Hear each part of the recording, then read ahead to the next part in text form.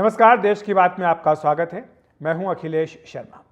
भारी बारिश और बादल फटने की घटनाओं का हिमाचल प्रदेश के कई जिलों में बड़ा असर दिख रहा है। खतरे के मद्देनजर लोगों को उनके घरों से हटाया जा रहा है।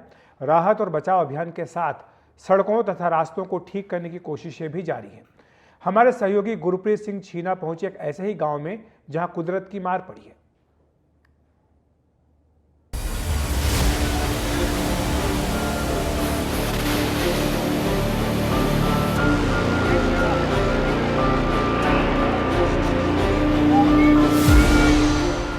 मंडी के पंडार इलाके में बादल फटने के बाद से 10 लोग लापता हो गए, जिनमें से 9 लोगों के शव अब तक मिल चुके हैं।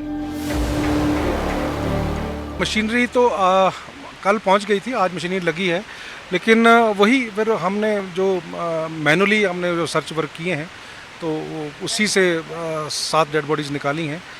और चैलेंजेस तो थे, क्योंकि सब एक तो मेहनत बहुत लगती है इसमें डिगिंग करने में, फिर आइडेंटिफाई करने के लिए लोगों का जो सिविलियंस थे उनकी निशानदेही पे हमने काम किया, और डॉग्स ने जो यहाँ जहाँ पे निशानदेही की वहाँ पे हमने काम किया। मशीनरी आज पहुँच गई है, जेसीबी आज लेट अभी ये पहुँची है अभी, लेकिन आपने देखा ही होगा रास्ते बहुत ख़राब हैं, तो काफ़ी मेहनत करने के बाद डिस्ट्रिक्ट एडमिनिस्ट्रेशन आज जेसीबी वहाँ पहुँचा पाई है। जो एक मेजर चैलेंज था वो यही था कि क्योंकि वहाँ बोल्डर्स हैं, जो नाला जिस नाले में ये फ्लड आया, क्लाउड बर्स्ट की वजह से पानी आया नाले में, उसके साथ बोल्डर्स काफ़ी हैवी मटेरियल नीचे आया है, तो क्योंकि लोगों की उसके नीचे दबे होने की संभावना थी, उनको मूव करने के लिए पोकलेन या जेसीबी की ज़रूरत रहती है, तो उसको इनिशियल डेज में पहुँचाना एक चैलेंज था। लेकिन आज जो पोकलेन है वो ऊपर जा चुकी है और बोल्डर्स को मूव कर पा रहे हैं।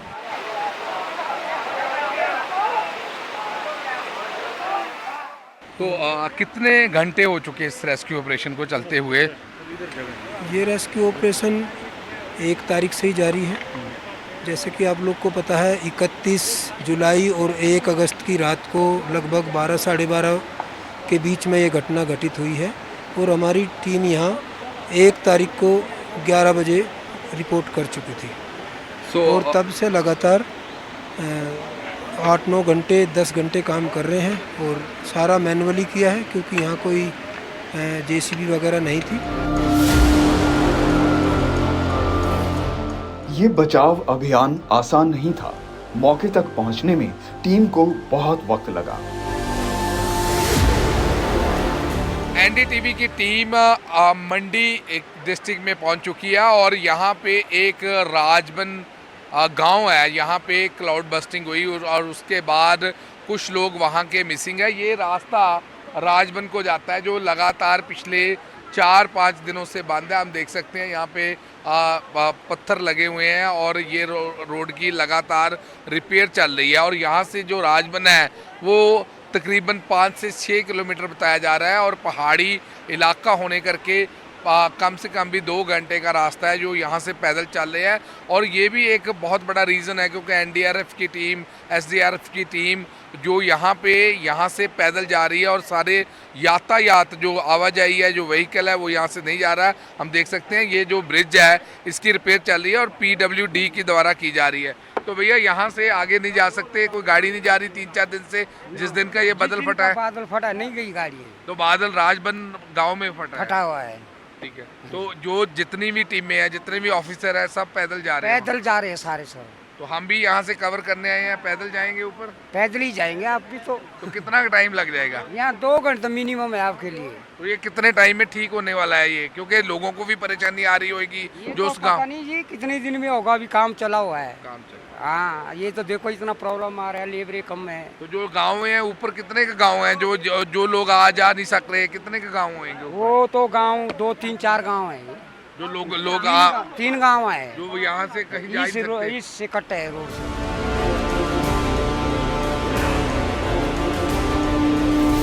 सड़कों को साफ करने का काम चल रहा है, क्योंकि ये इलाका हिमाचल प्रदेश के दूसरे इलाकों से कट चुका है।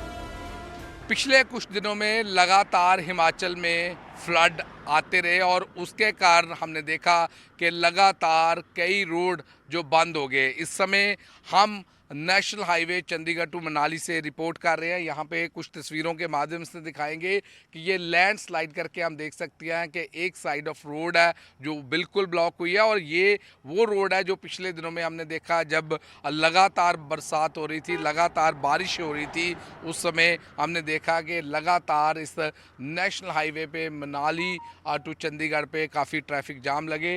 लोकल एडमिनिस्ट्रेशन ने एक साइड जो रोड की है उसको फंक्शनल कर दिया है ताकि कहीं ना कहीं जो ट्रैफिक है उसका फ्लो चलता रहे। वहीं हम देख सकते हैं इसी जगह पे वर्कर्स लगे हुए हैं क्योंकि आज बरसात नहीं हो रही, आज बारिश नहीं हो रही, और कहीं ना कहीं लोकल एडमिनिस्ट्रेशन इसका फ़ायदा उठा के ये जो लैंडस्लाइड का मलबा है उसको यहाँ से हटा रहे हैं ताकि जो नेशनल हाईवे है उस पर ट्रैफिक दोबारा से रिज्यूम हो सके। हम देख सकते हैं, दिखते हैं यहाँ पे हैं क्योंकि एक साइड जो रोड है वही चल रहा है और उसके कारण कहीं ना कहीं ट्रैफिक अफेक्टेड हो रहा है, ना कि ये मनाली नेशनल हाईवे पे बल्कि कई जगहों पे हमने जो पाया है, सरकार ने बताया है कि कई रोड लैंडस्लाइड करके बंद हो गए हैं जिन पे लगातार लोकल एडमिनिस्ट्रेशन वर्क करके जो ट्रैफिक फ्लो है उसको कर रही है। और अगर बात करें जो लगातार जो फ्लड यहाँ पे आए हैं उससे ना कि शिमला, रामपुर बल्कि मंडी, कुल्लू, मनाली के लोगों को भी इफ़ेक्ट हुआ है कि हमने देखा कि कई घर भी टूटे, कई लोगों के बदल फटने के बाद कई लोग यहाँ से मिसिंग है। जो रामपुर के एरिया में है 50 के करीब लोग वहाँ से मिसिंग है, और वही सिचुएशन यहाँ मंडी में भी है, कुछ लोग मिसिंग भी है। लेकिन जो मेन हिमाचल प्रदेश में देखा है कि लगातार लैंडस्लाइड करके जो ट्रैफिक है वो जाम हो रही थी, उसको लेके लगातार अरेंजमेंट किए जा रहे हैं। और ये जो नेशनल हाईवे है चंडीगढ़ टू मनाली उसकी तस्वीरें हम दिखा रहे हैं। यहाँ लैंडस्लाइड करके एक साइड रोड की बिल्कुल अभी भी बंद है, और वहीं वेदर डिपार्टमेंट ने अभी भी बारिश का अलर्ट दिया हुआ है ताकि लोकल एडमिनिस्ट्रेशन इसी चीज़ का फ़ायदा लेके, आज बारिश नहीं है तो लगातार जो रिपेयर वर्क है वो यहाँ पे किया जा रहा है। ब्यास नदी उफान पर है, उसकी वजह से भी चंडीगढ़ मनाली हाईवे को बहुत नुकसान पहुंचा है। कई जगहों पर रास्तों में दरार पड़ गई है। इस समय हम मंडी डिस्ट्रिक्ट में हैं। यहाँ पे हम तस्वीरों के माध्यम से दिखाएंगे एक लैंडस्लाइड जिसको लगातार क्लियर करने की कोशिश की जा रही है, क्योंकि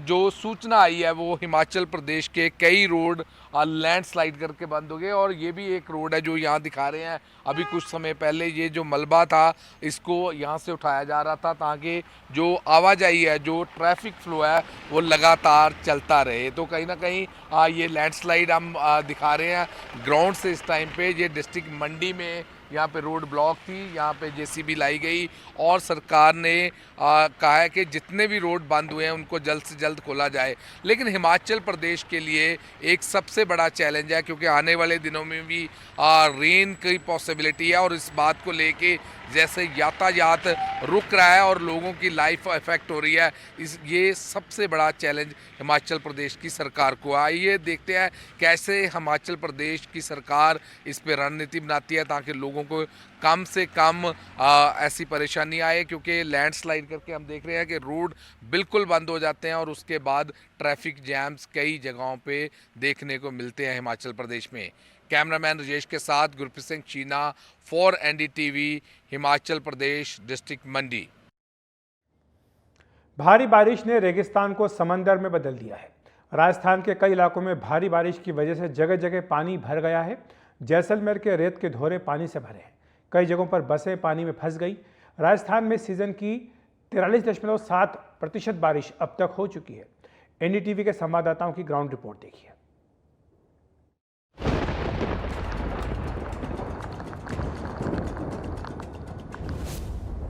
पश्चिमी राजस्थान में इतनी तेज बारिश हुई कि वहां बाढ़ जैसे हालात बन गए हैं। बरसाती नाले और नदियां उफान पर हैं और बांधों से पानी के रेले आ रहे हैं। 3 दिन से लगातार पानी जो है वो निकासी की जा रही है, उसके बावजूद पानी आने का जो सिलसिला है वो लगातार जारी है। मोहनगढ़ की बात करें तो वहाँ सबसे अधिक वर्षा हुई है और आप तस्वीरें देख सकते हैं, लोग पानी में से जो है वो किस तरह यहाँ से गुजर रहे हैं। जेसीबीज लगाकर जो है वो मिट्टी डाली जा रही है, पानी का बहाव जो है उसे रोका जा रहा है, पानी को रोका जा रहा है। लगातार जो है हम तस्वीरें आप तक पहुँचा रहे हैं। जिले भर में जो है जमकर वर्षा हुई है। अगर बात करें पिछले 24 घंटे की आंकड़े की तो 260 mm से ज्यादा बारिश मोहनगढ़ में और 206 के करीब फनियाना क्षेत्र में हुई और जिले भर में जो हालात है वो कहीं ना कहीं नाजुक बने। इसे देखते हुए जिला प्रशासन, पुलिस की टीमें और जो यहाँ पर आपदा प्रबंधन की टीम है वो लगातार लगी हुई ताकि किसी प्रकार की जो स्थितियां हैं उनमें कोई जनहानि न हो। जैसलमेर का गढ़ीसर तालाब लबालब भरा है। रेगिस्तान के रेतीले टीलों पर पानी बह रहा है। नदियां भी भरी हुई हैं और उन्हें पार करना जोखिम मोल लेना है।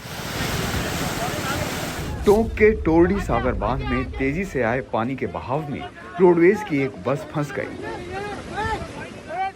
बस चालक को किसी तरह निकाल तो लिया गया, लेकिन पानी के तेज बहाव के कारण बचाव टीम उसे बचा नहीं पाई।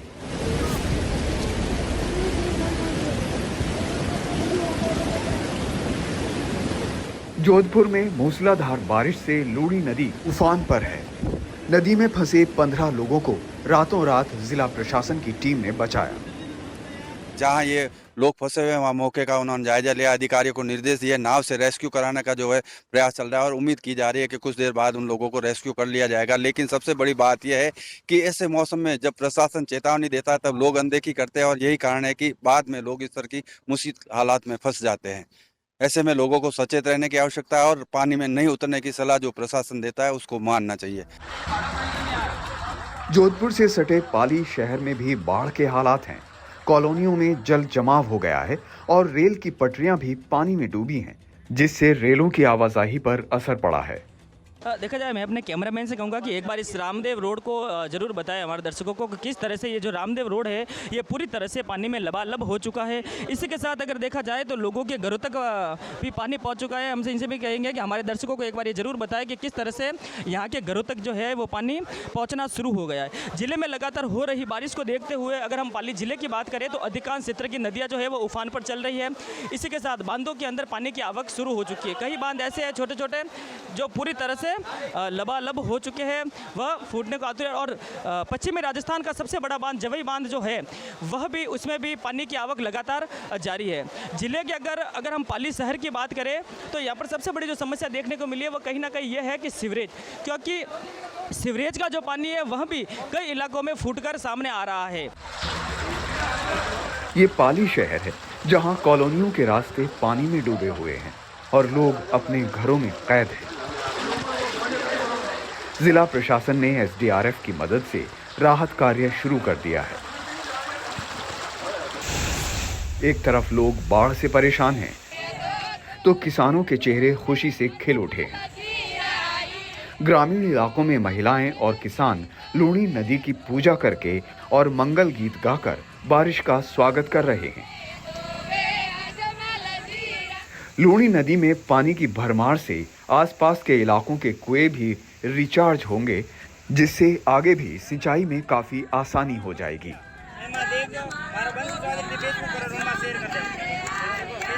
पानी जैसे लूणी नदी आएगी तो नदी के जो कुएं हैं आसपास के, आपका खेत है आसपास, कितना फायदा होगा? जोरदार फायदा हो गया। मेरे पानी मीठा हुई, जोरदार बढ़िया, फसल भी बढ़िया आई। बिल्कुल, लूणी नदी से यहाँ के जो किसानों को आस है कि यहाँ के जो जल स्तर में, जो भूगर्भीय जल स्तर है उसमें बढ़ोतरी होगी और उससे आने वाले समय में किसानों को फायदा होगा, क्योंकि ये जो नदी है वो कई सालों के बाद में इस क्षेत्र में वापस प्रवाहित हुई है। अब ये कितने दिन चलती है ये आने वाले समय में पता चलेगा, लेकिन यहाँ के किसानों के लिए ये राहत भरी खबर है।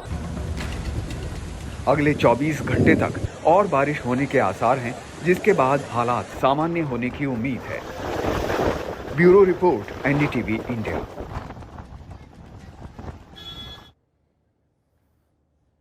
और हिमाचल प्रदेश के लाहौल स्पीति में भारी बारिश के कारण सड़कों और रास्तों को काफ़ी नुकसान पहुंचा है।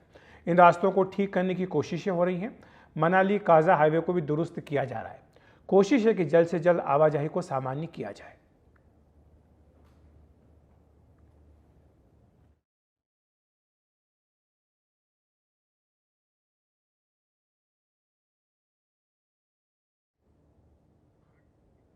जम्मू में भी हाल के दिनों में बादल जमकर बरसे हैं। पानी बरसने का सिलसिला लगातार जारी है।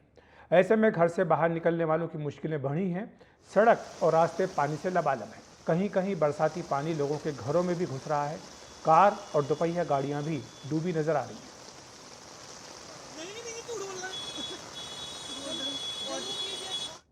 वहीं बिहार के बाद अब कर्नाटक में भी पुल गिरने का मामला सामने आया है। कारवार शहर में काली नदी पर बना पुल ढह गया। जिस समय हादसा हुआ उस दौरान एक ट्रक पुल से गुजर रहा था, जिसके ड्राइवर को पुलिस और स्थानीय लोगों ने काफ़ी मशक्कत के बाद बचा लिया। नेशनल हाईवे 66 पर बना ये पुल कारवार को गोवा से जोड़ता था। इसके ढहने के बाद इसके रास्ते पर दोनों ओर भारी जाम लग गया।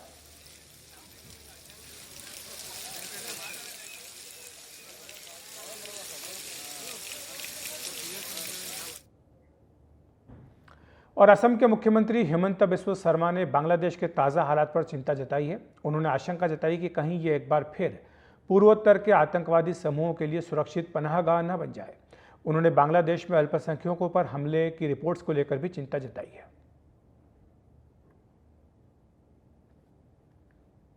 घटना घटी है ये हमारे लिए चिंतनीय है दो एंगल से।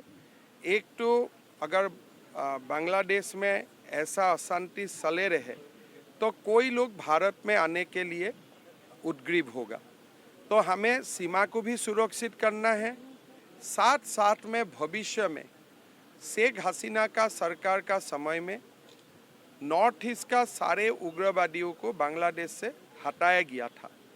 हमारे लिए ये एक चिंता का विषय बना रहेगा कि दोबारा बांग्लादेश में नॉर्थ ईस्ट का उग्रवादियों का एक घाटी ना बने। मैं विश्वास करता हूं कि जो भी नया सरकार बनेगा, ये नया सरकार का साथ भारत सरकार निरंतर बातचीत करेगा।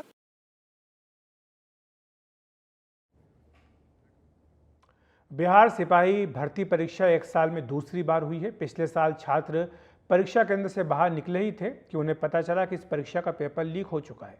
जांच बैठी, उसके बाद इस परीक्षा को रद्द कर दिया गया। छात्रों की प्रतिक्रिया मिली जुली है। कुछ का पेपर बढ़िया रहा तो कुछ को डर भी है।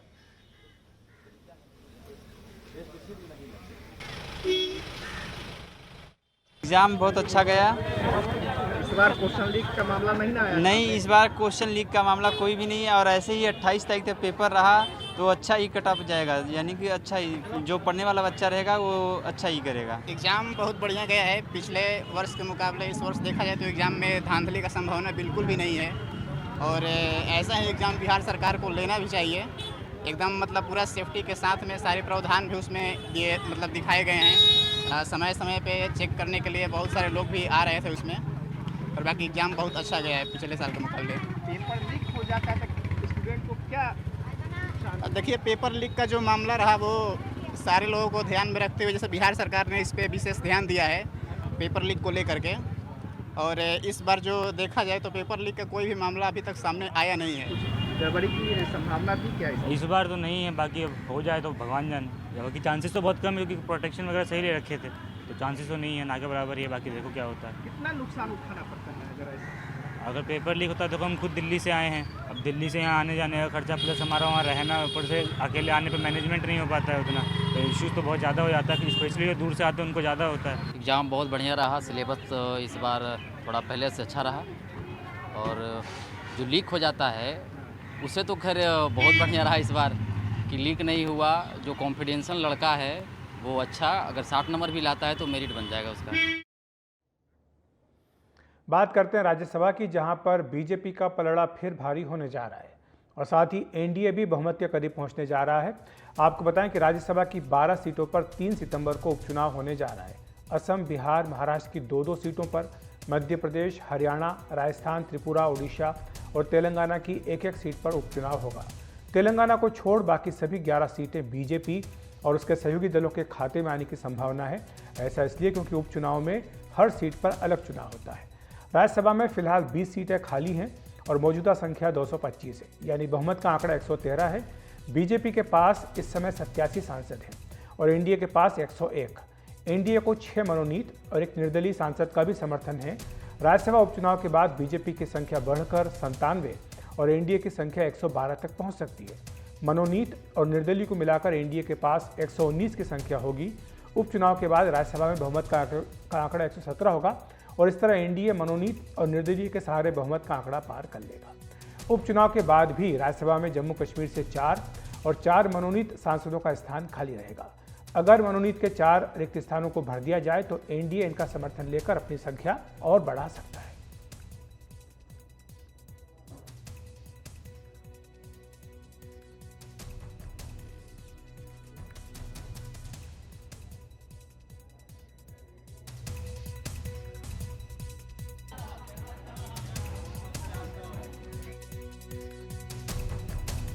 एनसीईआरटी की कक्षा 6 की पाठ्य पुस्तकों से संविधान की प्रस्तावना के मुद्दे पर संसद में आज हंगामा हुआ। कांग्रेस अध्यक्ष और राज्यसभा में विपक्ष के नेता मल्लिकार्जुन खड़गे ने आरोप लगाया कि सरकार ने सांप्रदायिक विचारधारा को थोपने के लिए इन किताबों से संविधान की प्रस्तावना हटा दी। शिक्षा मंत्री धर्मेंद्र प्रधान ने इस आरोप को गलत बताया। वहीं बीजेपी अध्यक्ष जेपी नड्डा ने कहा कि मोदी सरकार संविधान की रक्षा के लिए प्रतिबद्ध है। नड्डा ने आरएसएस का बचाव करते हुए आपातकाल लगाने के लिए कांग्रेस पर निशाना भी साधा।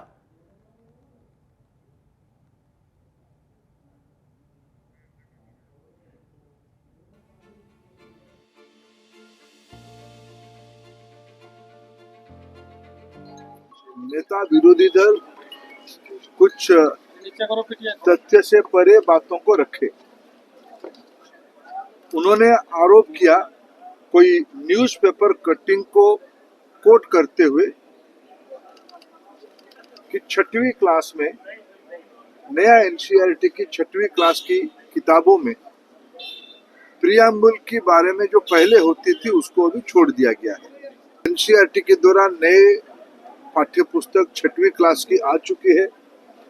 सारे किताबों में संविधान की preamble, fundamental duties, fundamental rights, national anthem, सारा विषयों को पिछले दिनों में जितने किताबों में रहते थे उससे ज्यादा किताबों में रखा गया है। विपक्ष के नेता ने एक मुद्दा उठाया जिसके कारण भावनाएं दोनों तरफ से भड़की और इस तरीके से विपक्ष के नेता ने जो विषय उठाया उसमें से एक ध्वनि प्रतिद्वंदित करने की कोशिश की गई कि शायद संविधान के प्रियम्बल और संविधान की मूल धाराओं से कुछ छेड़छाड़ होने की बात है। विपक्ष के नेता ने कहा कि ऐसा देखने में आया है, ऐसा सुनने में आया है, ऐसा पढ़ने में आया है। मुझे लगता है कि इस हाउस में कोई भी वक्तव्य देने के पहले इंडियन नेशनल कांग्रेस के विपक्ष के नेता को यह ध्यान में रखना चाहिए कि देखने में, सुनने में और पढ़ने में नहीं, किस सोर्स से आया है उस सोर्स को रखना चाहिए। बांग्लादेश में जारी राजनीतिक संकट की वजह से दुनिया भर के 11% गारमेंट कारोबार पर सीधा असर पड़ा है। अधिक जानकारी दे रहे हैं हमारे सहयोगी हिमांशु शेखर मिश्रा। दुनिया भर में गारमेंट्स का जो कारोबार है वो करीब $500 बिलियन का है और इसमें बांग्लादेश में जो गारमेंट का व्यापार है उसकी हिस्सेदारी करीब $54 बिलियन यानी 11% जो गारमेंट का कारोबार है दुनिया भर में, वो सीधे तौर पर जो राजनीतिक अनिश्चितता है बांग्लादेश में उसकी वजह से प्रभावित हो रहा है। भारत में जो अपैरल सेक्टर है, कॉटन सेक्टर है, रेडीमेड गारमेंट्स का सेक्टर है, उस पर भी इस संकट का असर पड़ रहा है। इस बात करने के लिए मेरे साथ हैं एईपीसी के चेयरमैन सुधीर सेखरी। पहला सवाल ये है कि भारत के लिए क्या मायने हैं इस संकट के? देखिए, पॉलिटिकली तो भारत के लिए बिल्कुल ही अच्छा नहीं है जो हो रहा है। Bangladesh happen to be one of our friendliest neighbours and the unfortunate turn of events is not at all good for our, हमारे मुल्क के लिए अच्छा नहीं है। जहाँ तक बिजनेस का सवाल है, वो भी देखिए, बिजनेस तो प्रभावित होगा ही होगा। बांग्लादेश में कॉन्फिडेंस जो है बायर्स का, वो काफ़ी अरसे से थोड़ा कम होता जा रहा था, लेकिन जो अभी जो वातावरण है और जो अभी जो हुआ उसकी वजह से बिल्कुल कॉन्फिडेंस शैटर हो गया है। ओके।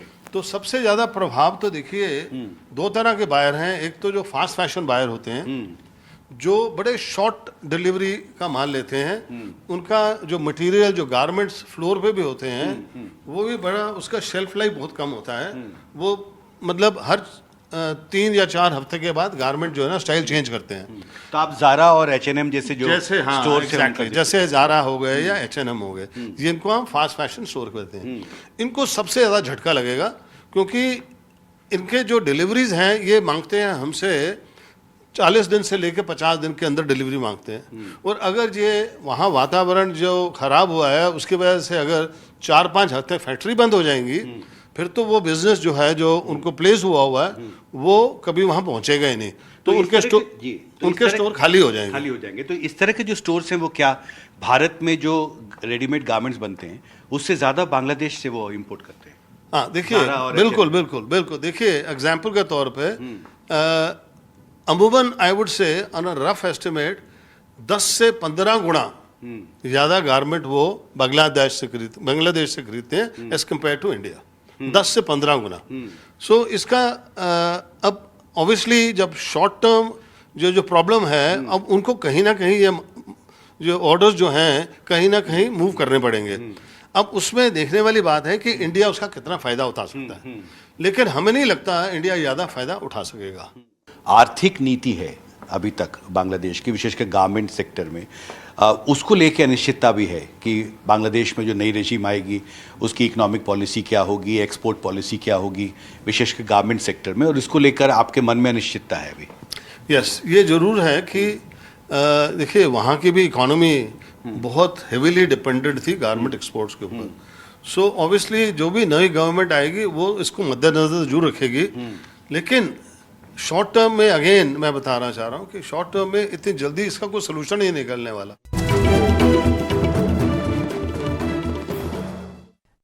दुनिया को अलविदा करने से पहले अगर समय रहते हम सहमत हों और अंगदान का एक निर्णय ले लें तो हमारे मरने के बाद जीने के लिए संघर्ष कर रहे कई लोगों को जीवन दान दे सकते हैं। महाराष्ट्र राज्य में 8000 मरीज अंगदान के इंतजार में हैं। दाताओं की संख्या पर्याप्त नहीं, कई मामलों में आधे से ज़्यादा मरीज ट्रांसप्लांट से पहले ही दम तोड़ देते हैं। लगभग 12 करोड़ की आबादी वाले महाराष्ट्र में हर साल करीब 7 लाख मौतें होती हैं। 40 साल की श्रेया मेहता ट्रैवल इंडस्ट्री में हैं। किडनी काम करना बंद कर चुकी है, डायलिसिस पर निर्भर हैं। करीब 3 साल से किडनी ट्रांसप्लांट का इंतजार कर रही हैं। ट्रांसप्लांट यानी प्रत्यारोपण ऐसी प्रक्रिया है जिसमें जीवित या जिसकी हाल में ही मौत हुई हो ऐसे शख्स के किसी अंग को सर्जरी से निकालकर उस जरूरतमंद के शरीर में लगाया जाता है जिसका वो अंग काम करना पूरी तरह से बंद कर चुका हो, लेकिन डोनर मिलना नामुमकिन सा सफर मालूम पड़ता है। Last 5 years में I got this AHUS detected और उसकी वजह से मेरे किडनी पे असर हुई और माई किडनीज डैमेज हुई, और फिर मैं लास्ट 3 साल से डायलिसिस पे हूँ और कैडेवर में हमने नाम लिखाया है, बट अभी तक कुछ जो मैच कर सके वैसे किडनी मिली नहीं है। और मेरी पोजीशन ऐसी है अभी कि जो सिर्फ CKD पेशेंट नहीं हो, कि सिर्फ किडनी नहीं हो, AHUS भी है, वो बहुत एक रेयर डिजीज़ है, तो उसमें it's called like atypical syndrome. तो उसके लिए मुझे इंजेक्शंस की ज़रूरत पड़ेगी, post transplant and pre transplant. उसके आई थिंक वो इंडिया में अवेलेबल नहीं है, तो उसके लिए मैं वेट कर रही हूँ इंजेक्शंस के लिए। और एक्चुअली मेरा ये प्रॉब्लम ऑलमोस्ट 6 साल से है, बहुत बार हॉस्पिटलाइज हुई, खर्चे बहुत हुए, डायलिसिस पे पूरा बॉडी ड्रेन्ड आउट हो जाता है, मतलब व्हील चेयर पे आना जाना, ऑलमोस्ट थ्राइस अ वीक मुझे डायलिसिस पे जाना पड़ता है।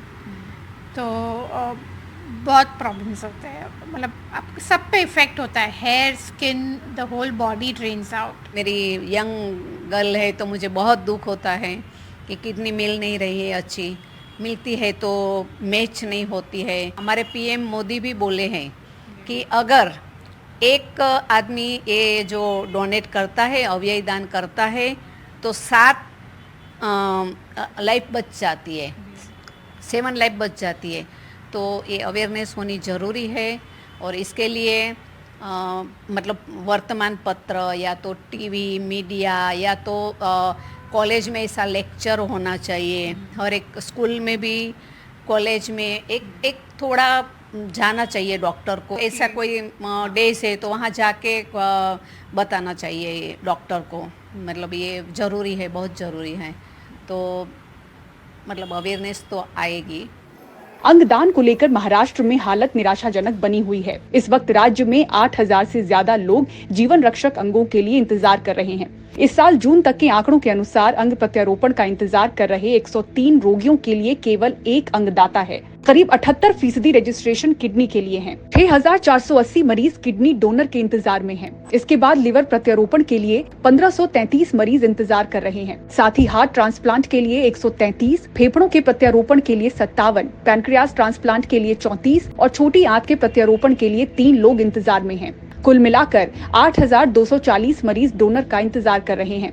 देश विदेश में 600 से ऊपर लिवर ट्रांसप्लांट सर्जरी कर चुके साउथ एशियन लिवर इंस्टीट्यूट के संस्थापक और वोकहार्ट हॉस्पिटल के लिवर ट्रांसप्लांट प्रमुख डॉक्टर टॉम चेरिन बताते हैं कि लिवर ट्रांसप्लांट के लिए वेटिंग लिस्ट में मौजूद 50% से ज्यादा लोग ट्रांसप्लांट से पहले ही दम तोड़ देते हैं। मेरा बैड लक क्या है, मैं क्लिनिक में बैठ के पेशेंट्स को बात करना है, जिसको हम वेटिंग लिस्ट में डाल रहे हैं। In my mind I know ये पेशेंट वो वेटिंग लिस्ट का 1.5 years तक उन्होंने जिंदा नहीं रहता है। You understand what I'm saying? So I know this patient is not going to get a transplant, but I put them on the waiting list to give them some hope. Especially Maharashtra is very poor. Tamil Nadu और तेलंगाना और थोड़ा better है। Waiting time in Telangana is approximately 9 months. I think over 50% of patients who get put on the waiting list, वो liver मिलने से पहले मर रहे हैं। 12 करोड़ की आबादी वाले महाराष्ट्र में हर साल लगभग 7 लाख लोगों की मौत होती है। जानकार कहते हैं कि कम से कम 5 से 10% ब्रेन डेड लोगों के अंगदान के लिए भी उनके परिवार को समझाया या प्रेरित किया जाए तो जीवित दाताओं की जरूरत खत्म हो सकती है और लंबी प्रतीक्षा सूची को आसानी से कम किया जा सकता है। अगर हमारा देश में, इंडिया में सब brain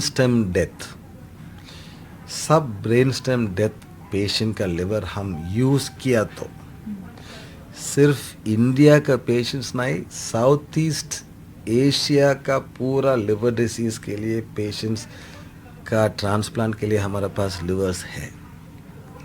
we are a country with the highest road traffic accident rate in the world almost, and therefore हमारा ब्रेन स्टेम डेथ का चांसेस और not chances incidence is very high.